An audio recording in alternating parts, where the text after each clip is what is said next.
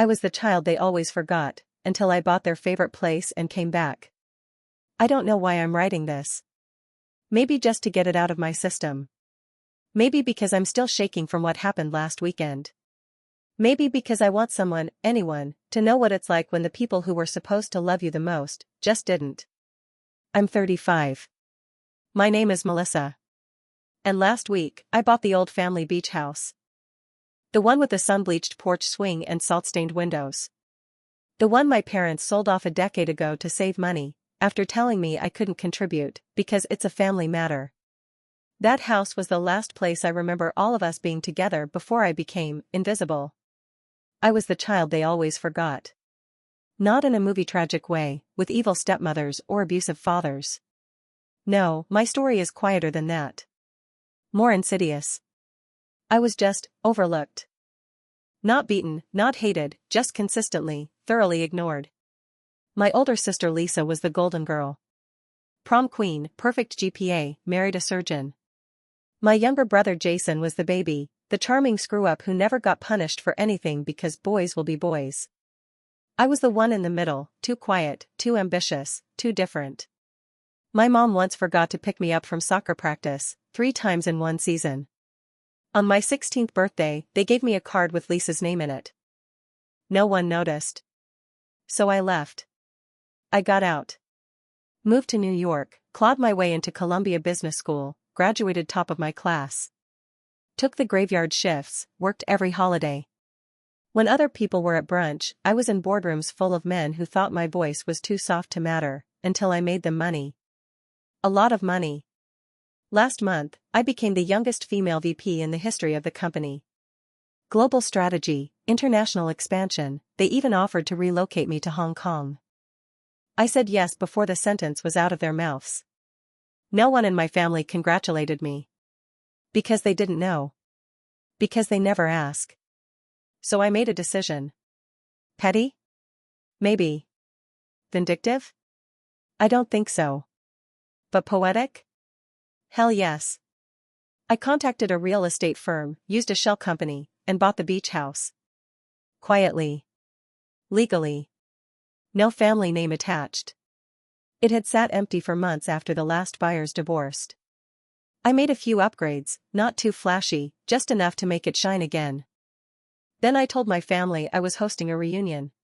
Something to bring us all together before I leave the country, I said. Wouldn't it be lovely to return to the old beach house? I found out it's available for rent. They were thrilled. Gushed in the family group chat I'm usually not even included in. Lisa suggested matching outfits for the kids.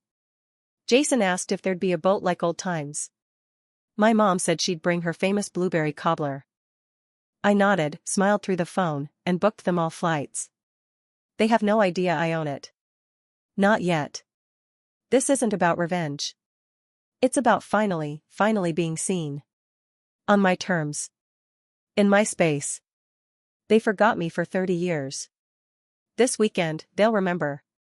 There's a kind of freedom in being underestimated. You learn to move quietly. You learn to build things behind the curtain, brick by brick, while everyone else assumes you're just part of the background. I've lived most of my life like that, invisible unless someone needed a scapegoat or an errant runner. Turns out that kind of training makes you very, very good at long games.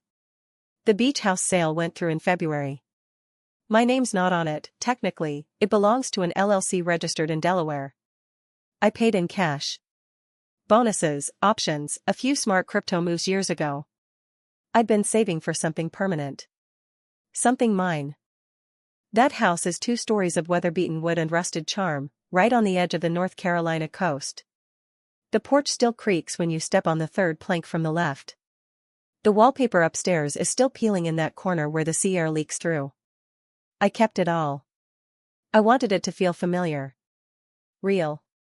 I spent every weekend for a month flying down, working with the renovation crew. We fixed the plumbing, swapped out the mattresses, put in a proper fire pit out back. Nothing over the top, I didn't want them to suspect. Just enough to polish the memory without erasing it. By April, the house was ready. So was I. That's when the company dropped the bombshell.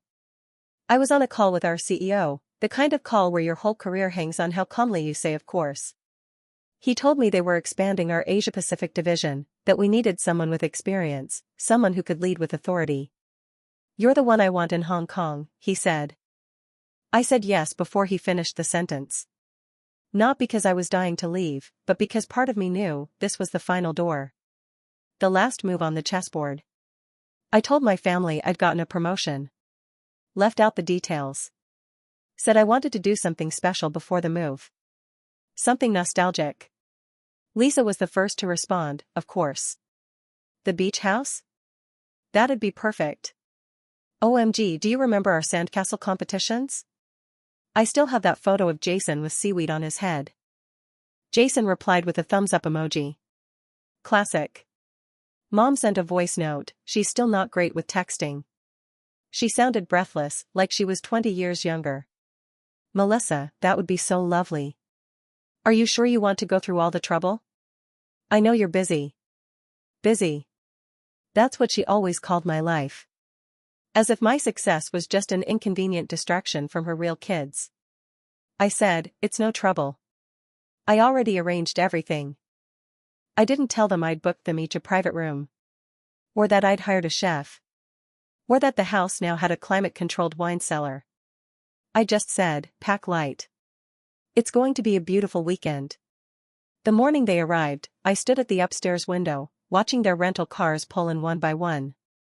Lisa stepped out first, hair still perfect, kids still matching. Jason showed up next, flip-flops slapping the pavement, already drinking a beer. Mom came last, in a beige cardigan, her eyes wide as she looked at the house like it was a ghost that had risen from the sea. They stood there for a second, all of them. Just breathing it in. Then I walked out onto the porch, coffee in hand, and said, "Welcome home." I watched their expressions shift, wonder, disbelief, something else they tried to hide.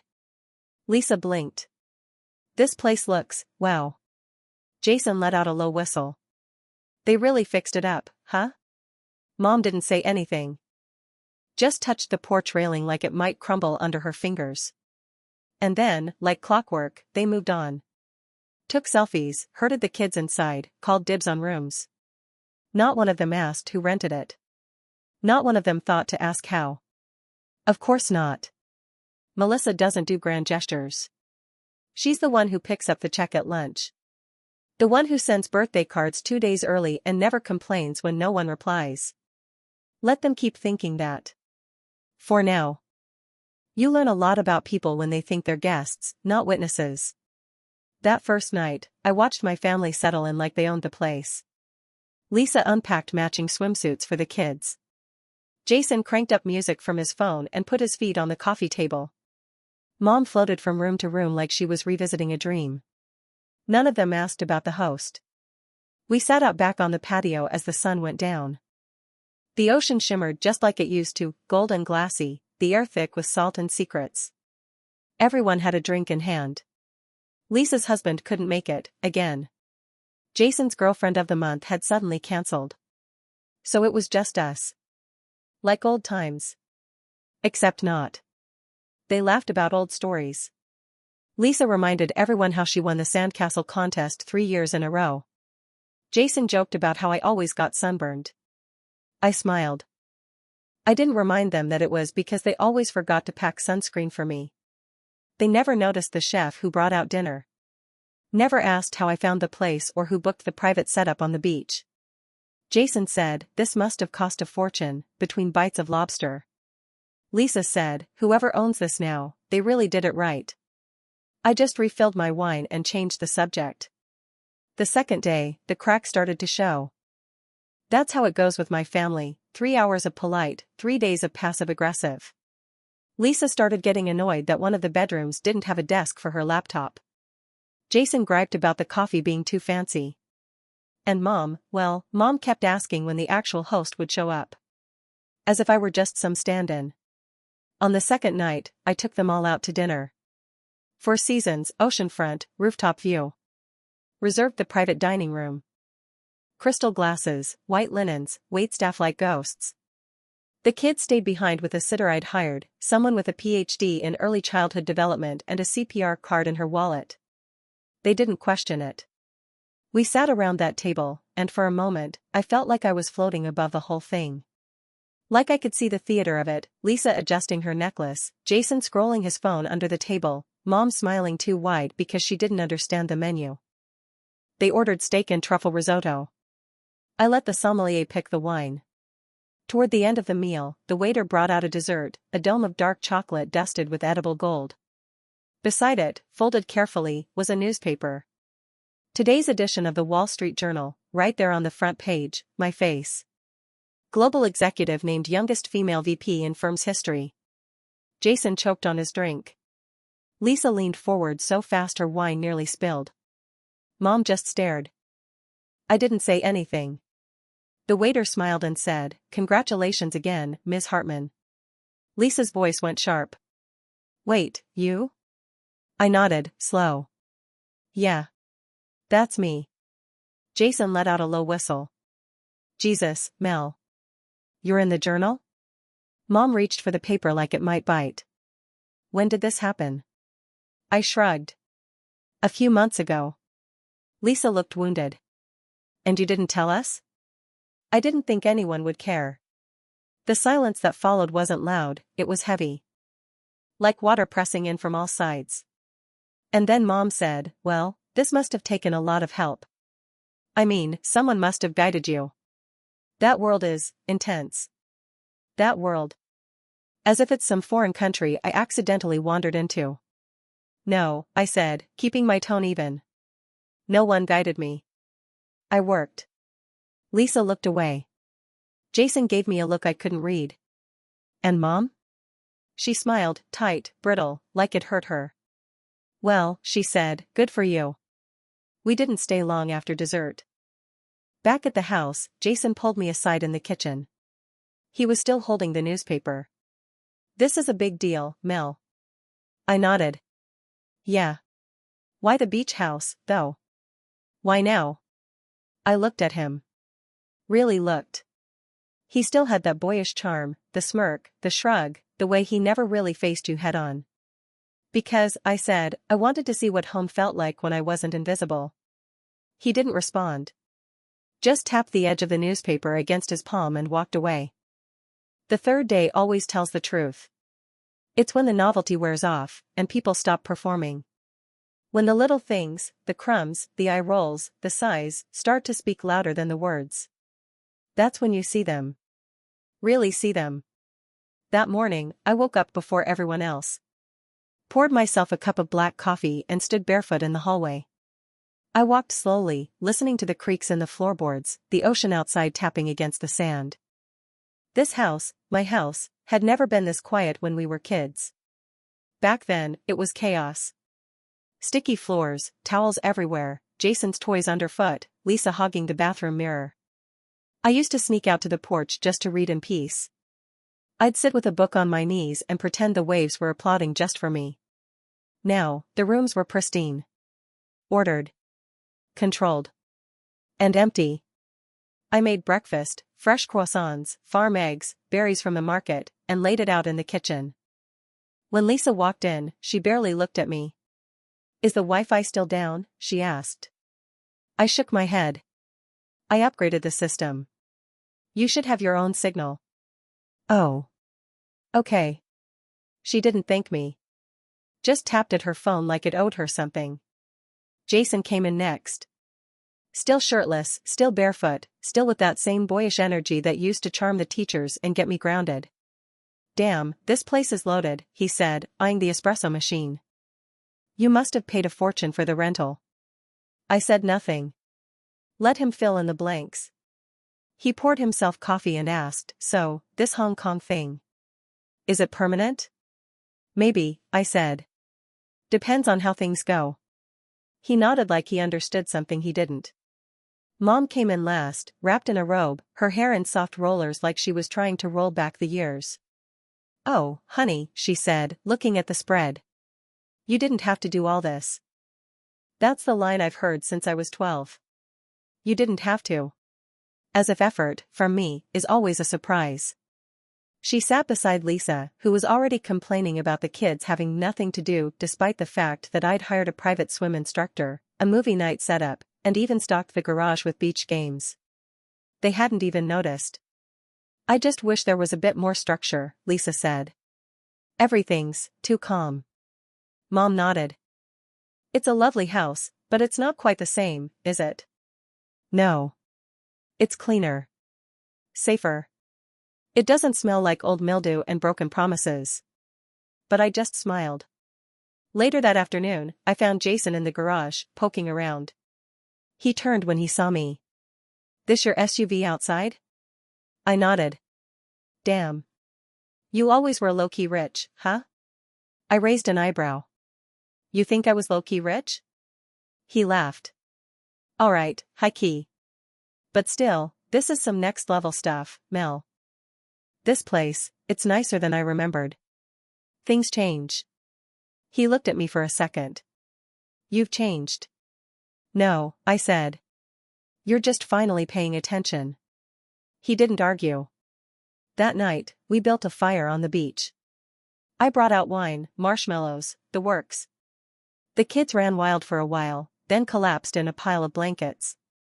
The adults sat watching the flames. Lisa was quiet. Jason kept sipping his drink.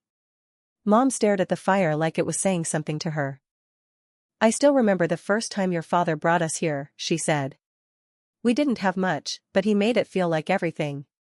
I nodded. I wish he were here, she added. I didn't say anything. He wasn't much of a presence when he was here. Lisa spoke next. I can't believe someone gave this place up. They didn't have a choice, I said. Divorce. Financial strain. No one to help. Mom stiffened. Jason cleared his throat.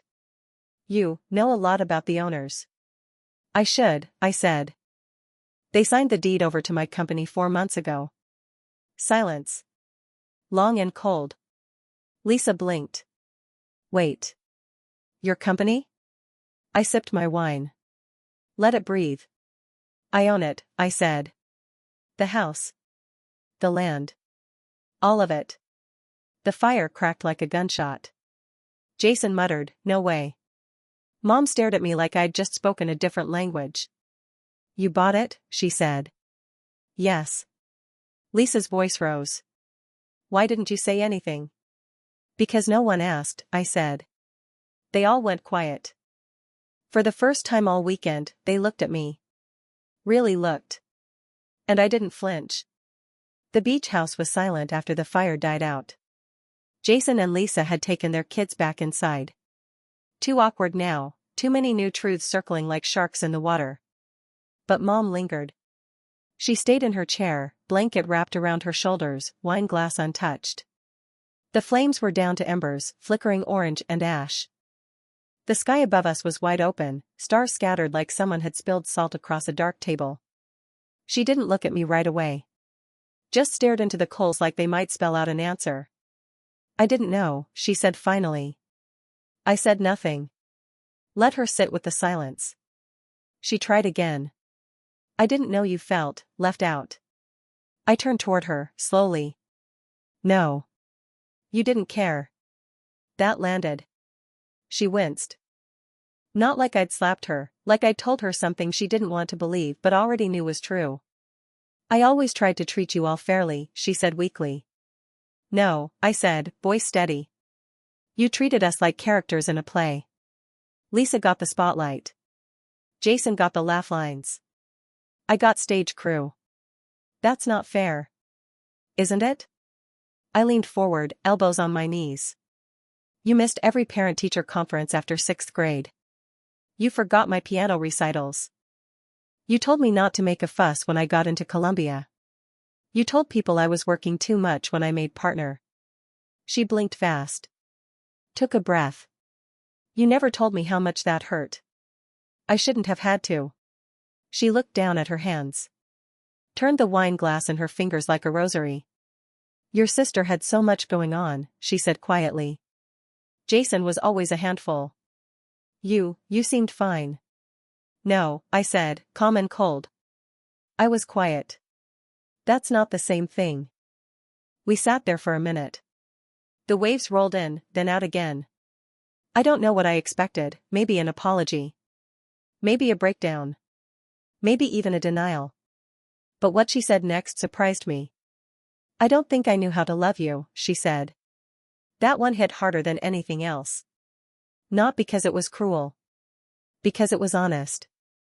I looked at her, this woman who brought me into the world, who taught me how to braid my hair and boil an egg and smile politely through tears, and for the first time in my life, I saw her not as my mother, but as a person.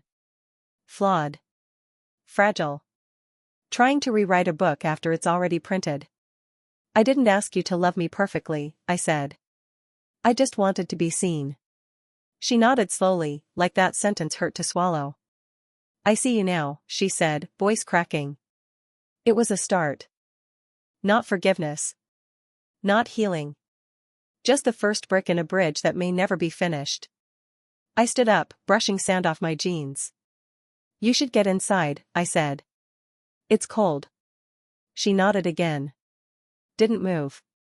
As I walked back to the house, I heard her say, softly, almost to herself. You did good, Melissa. I didn't stop. Didn't cry. But for the first time in 30 years, I believed she meant it. The next morning, the house felt different. Not just quieter, more alert. Like the walls themselves had heard the night before and were waiting for what came next. Lisa was the first one up. She was in the kitchen, sipping coffee like it was armor. Her expression was tight. Controlled. Morning, I said. She didn't look at me. So, you own the house? I do. She nodded. And you didn't tell anyone? No one ever asked. She flinched at that. Just for a second. Then her face went blank again. I started pulling out ingredients from the fridge, eggs, spinach, a little goat cheese. She watched me without speaking.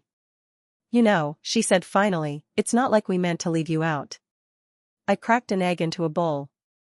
You didn't have to mean it. You just had to do it. She bristled. That's not fair. I looked her dead in the eye. Neither was spending every Christmas watching you open gifts while mine were still in the trunk. Neither was Dad only coming to your games. Neither was you telling people I was too intense because I wanted to do something with my life. She set the mug down hard enough to clink. You've got everything now, she said sharply. You won.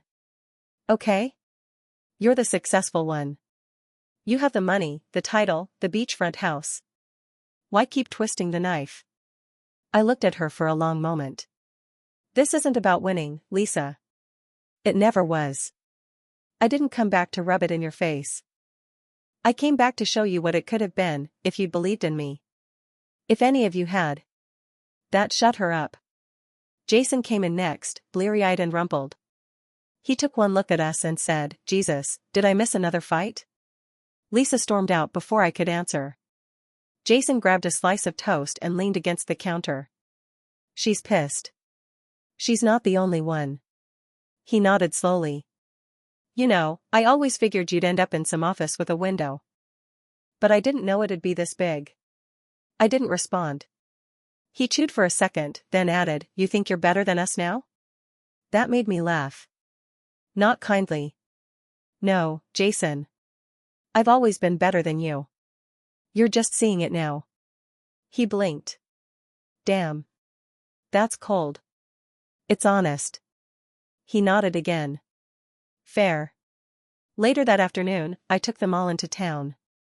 I didn't explain why, just told them to dress up. They grumbled, of course. But I arranged for a car service to take us. I didn't want anyone focused on driving. I wanted them to look. To see. We pulled up in front of the Four Seasons. Valets opened the doors. A host greeted me by name. Ms. Hartman, welcome back. Your table is ready. Jason muttered, Jesus. The table was on the terrace. Overlooking the ocean. White tablecloth. Polished silver. A menu with my name printed at the top. Lisa looked like she might faint. Mom said, Melissa, this is extravagant. I smiled. It's Tuesday. They tried to act like they weren't impressed. But they were. I saw it in their eyes. In the way Lisa kept fixing her hair. In the way Jason stopped slouching. In the way Mom kept wiping her hands on her napkin. The waiter brought out champagne. Then the chef came out personally to describe the menu. A seafood tasting with wine pairings. I didn't order, it had all been arranged days ago. Halfway through the second course, Lisa leaned in. Okay, she said. We get it. You've made it. I just sipped my wine. You don't get it, Lisa. You've missed it. Jason scowled. What's that supposed to mean? I set my glass down. Met their eyes, one by one. While you were busy ignoring me, I was building something. I have offices in 5 countries. My name is on contracts you couldn't begin to understand. I've got equity, stock, leverage. I'm not just successful, I'm untouchable now. They stared. Mom whispered, why didn't you tell us any of this? Because you would have found a way to make it about yourselves. No one argued. I sat back, watching them squirm in their designer knockoffs, drinking my $100 wine. I brought you here, I said, not to gloat. But to show you what love could have looked like, if you'd ever given me the chance.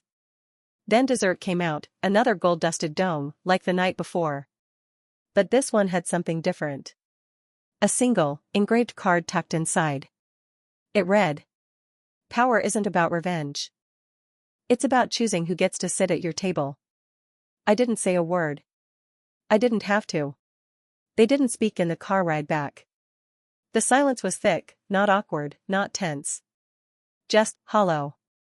Like they didn't know what to do with their hands anymore. Mom stared out the window. Lisa scrolled her phone but wasn't really looking at it. Jason looked like he wanted to say something, but didn't. For once. When we pulled up to the house, they scattered. No thank yous, no comments. Like kids coming home after getting scolded at school. I stood in the driveway, watching them disappear inside one by one. Funny how quickly power flips, how fast they shrink when they're not the center of the room. I stayed outside for a while. Let the air cool my skin, let the ocean remind me who I was before all this. Before boardrooms and bonuses. Before glass ceilings and fake smiles. Before I became the woman they never saw coming. They treated me like a guest in their world. Now they're the guests in mine. I walked in just as Jason was grabbing a beer from the fridge. He paused. You good? I nodded. You? He leaned against the counter. Took a swig. You really meant all that? Earlier? I looked him in the eye. Every word. He exhaled. Damn. There was something different in his face, not fear, not even anger. It was recognition. Like he finally saw the gap between us. The years I'd been climbing while he was coasting. I always figured you were doing all right, he said. But I didn't think it was like this. You never asked, I said. He nodded. Yeah. I didn't. We stood there in silence for a beat. Then he said, you know, I used to think you were just trying too hard. All those internships, late nights, fancy degrees. Figured you were just trying to prove something. I was, I said. Proving I wasn't one of you. He flinched. Ouch. You wanted honesty. He nodded slowly, then looked down.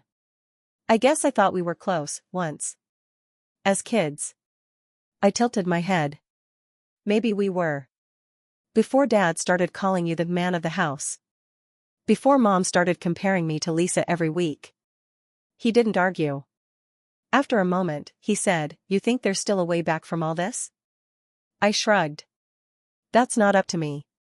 He didn't say anything else. Just walked out, beer in hand. Later that night, Lisa knocked on my door. I opened it to find her holding a glass of wine, looking tired. Not in a physical way, in a soul-deep, brittle kind of way. Her armor was cracked. Can I sit? She asked.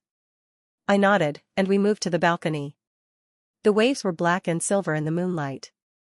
The air was cool. She took a sip of her wine before speaking. I used to envy you, she said. I almost laughed. You? Envy me? She nodded. Yeah. You were always focused. Sure of yourself. I had the attention, yeah, but I never had a clue what I wanted. You still don't, I said gently. She smiled, bitter. Nope. Just more expensive problems now. We sat there for a while, quiet. Then she said something I didn't expect. Mom told me once she worried you didn't need her. I looked at her. She was right. Lisa sighed. She didn't know how to handle that. That's not my problem, I said. No, Lisa said. But it became yours anyway. That part stung. You were the only one who didn't ask for attention, she added. So you didn't get it. That's not how love is supposed to work. I know. She looked out at the ocean. You made something real, Mel. Something solid. I can't say I understand how. But I'm proud of you. For whatever that's worth. I didn't answer. I just stared at the water. She left after that. Quiet. No hugs. Just a soft click of the door. And then, later, close to midnight, Mom came to my room. No knock. Just opened the door and stood there, looking small. She had a photo in her hand. A faded one, from the first summer at the beach house. I was 6. Lisa was 12. Jason, 9. Dad was still alive then. In the photo, Lisa's grinning. Jason's covered in sand. And me? I'm in the background. Holding a seashell. Looking right at the camera. No one else saw me. But I saw them. Mom handed me the photo. I found this in the drawer, she said. Don't even remember taking it. I studied the picture. I remembered that shell. I'd buried it in the dunes the next day after Lisa told me it was ugly. I'm sorry, she said. I didn't respond. I didn't know how to love you the way you needed, she said. But I want to try. If you'll let me. I sat there, holding the photo, heart thudding. Finally, I looked up. You don't get to rewrite everything, I said. I know.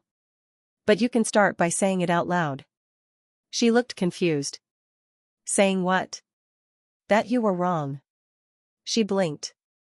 Swallowed. I was wrong, she said, voice shaking. About so many things. I nodded. That was enough for tonight. Not a resolution. But maybe a beginning. The morning after the fire, after the photo, after the glassy-eyed apologies and too late realizations, the house felt lighter. Not healed. Not forgiven. But settled. I made breakfast again, same as before. Except this time, they thanked me. Small change. Still a change. No one talked much over the table, but for once, it didn't feel forced. No one tiptoed. No one snapped.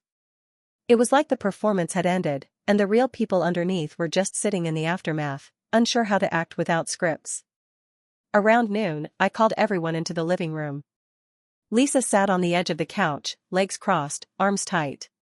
Jason slumped in a chair with a drink he didn't bother hiding this time. Mom stood behind them, hands clasped in front of her like she was at a funeral. I stood in front of the fireplace, hands in my pockets. Calm. Collected. Not angry anymore.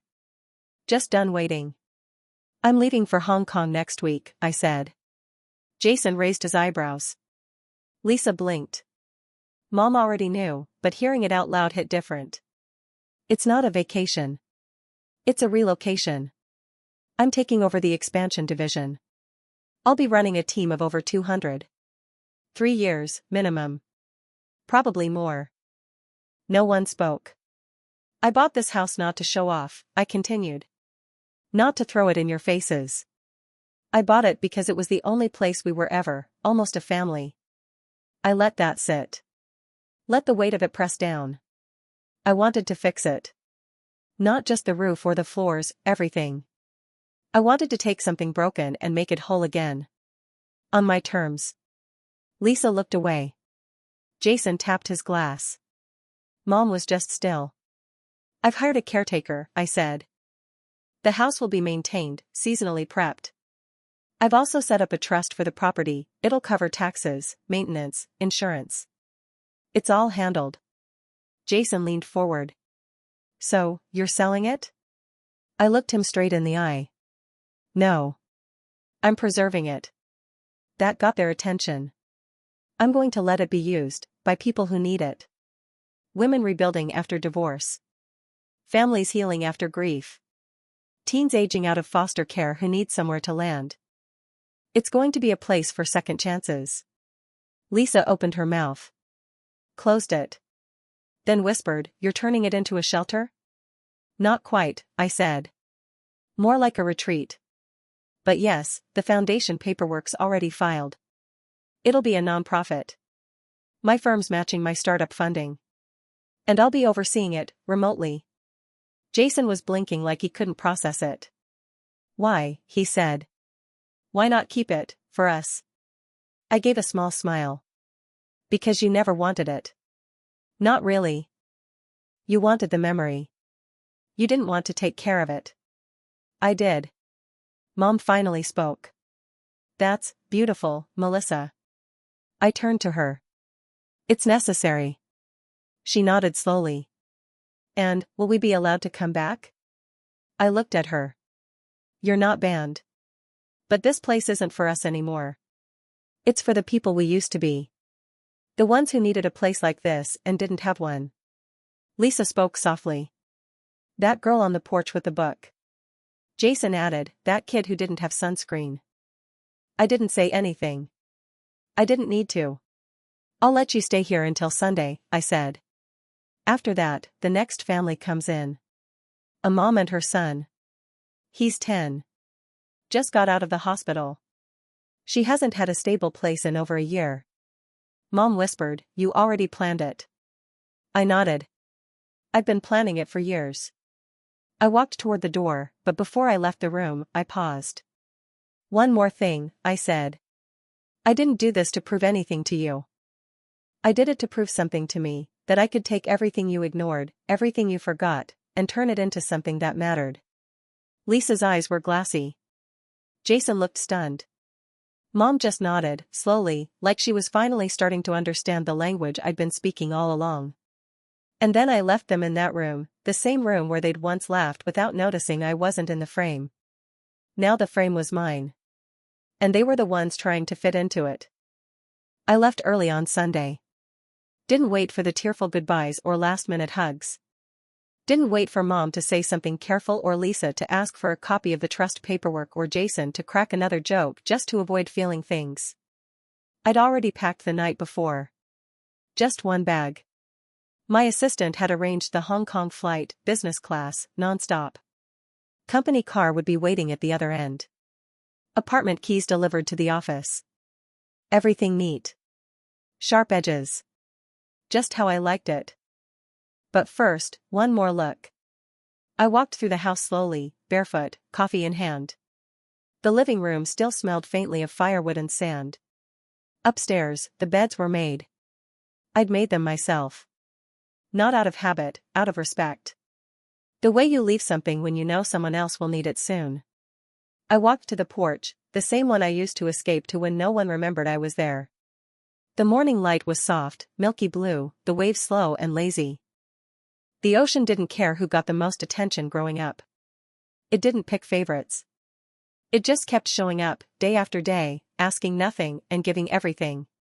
I sat down on the swing. The wood creaked under me, same old sound.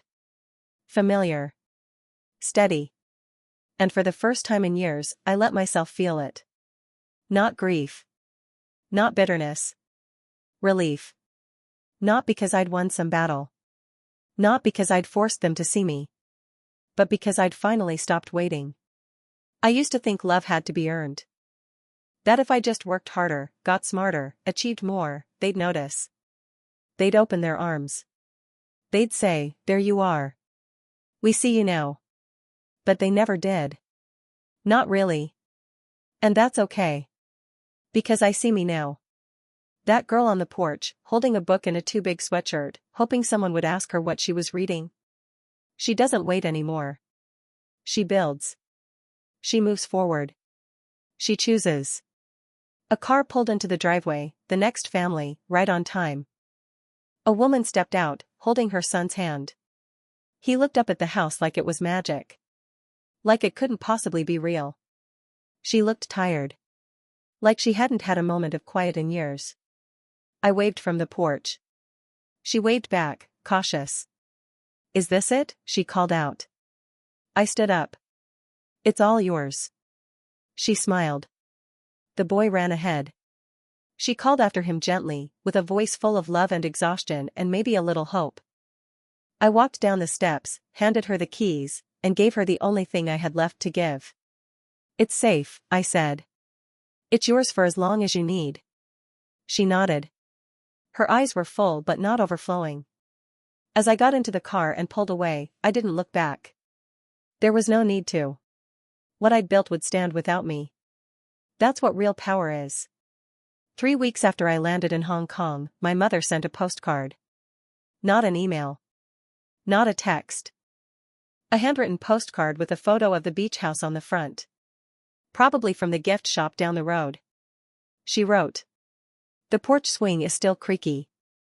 Jason fixed the back step. Lisa baked something that didn't burn. I'm not saying we deserve another chance. Just letting you know we're still here, if you ever want to come back. Love, Mom." I didn't cry. I didn't race to write back. But I didn't throw it away either. I placed it on the shelf next to the view of the harbor, a reminder. Not of her, or them, or the past. A reminder of choice. Because that's what I have now. The beach house isn't the center of my world anymore. Neither is their approval. I don't orbit around their silence the way I used to. But I do believe in doors. I believe in leaving them unlocked, not wide open, not begging, just available. For the people who finally choose to knock instead of barge in. For those who learn how to come in with humility instead of history. And that's what I did. I wrote them a letter, short, clear, final. The house is not yours. It never was. But I'm not shutting you out. You can visit once a year. No overnight stays. No guests. No expectations. Just a place to sit, remember, and see what you missed. If you show up with respect, you'll be welcomed. If not, the locks will change. I never heard back directly. But a month later, I got a photo in the mail. No return address. It was Mom, Lisa, and Jason, sitting on the porch swing, all of them facing the ocean. No smiles. Just quiet. Just there. That was enough. I chose to let them in. Not because they earned it. But because I don't build things just to burn them down. Because love, real love, doesn't scream at closed doors. It rebuilds the house. And leaves the light on.